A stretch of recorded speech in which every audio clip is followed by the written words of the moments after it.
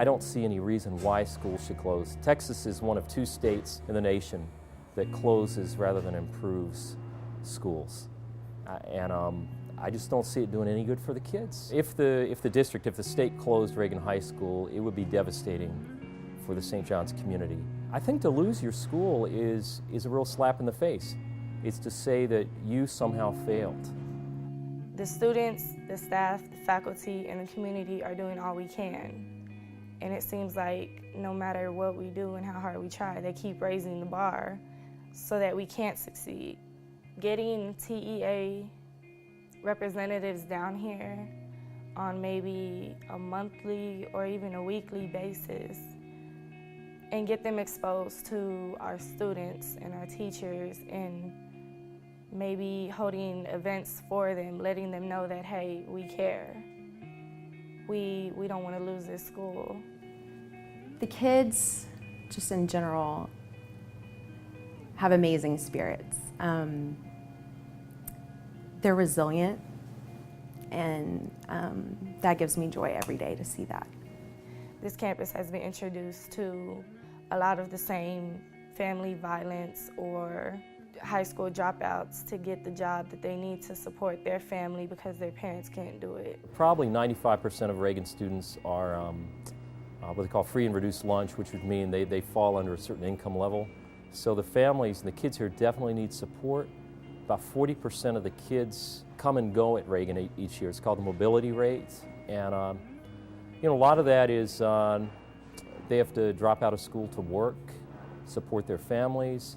The kids are down about where we are and where we stand. Yes, in reality, where we stand right now is not a good place, but we can get it back. Schools like Reagan that are facing these tough situations, it's very depressing for them because they hear people saying all the time, you're a low-performing school. You're not the school we want to send our kids to. I think it's terrible even to brand any school, quote, low-performing.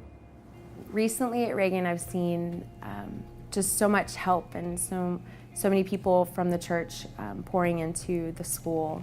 Candace was a little frustrated with the tutoring program here, and so she just thought, maybe I'll just ask my community group to come in and help me in my classroom, and it worked really well.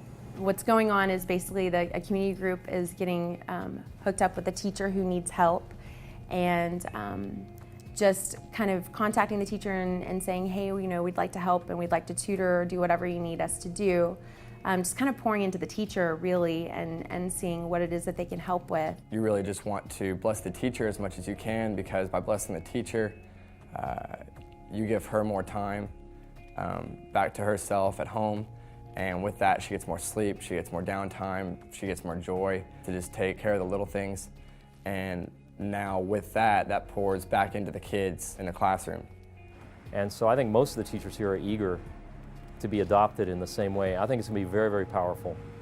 I lead a freshman boys missional community, college freshmen, and so I presented the idea to my boys, and they were all for it. I definitely carried it over to them because I figured the more bodies the better, and that's obviously the idea we want here is as much of Christ's presence as we could possibly have. Most of the teachers have said, we just want more people in the classroom, because to get their scores from here to here, the only way to do that is more manpower.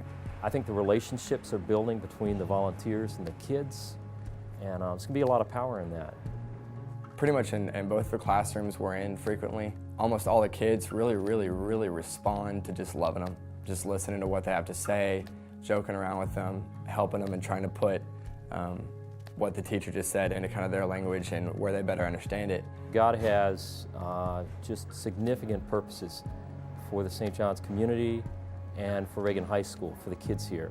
So, I believe that Reagan has both natural and supernatural support going for it. So I come into it with a lot of confidence. If you're in there for Jesus, you start seeing the need for Jesus, and I can't help but think that if we respond in numbers and pursuing this, I can't help but think that Jesus is going to do something crazy with this school. I just recognize the holes that these kids have in their lives, and the only thing that can fill those holes is Christ's love. And I just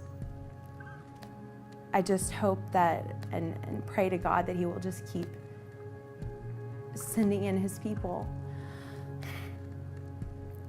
to help fill those holes, because the teachers here can't fill them all, and we need help.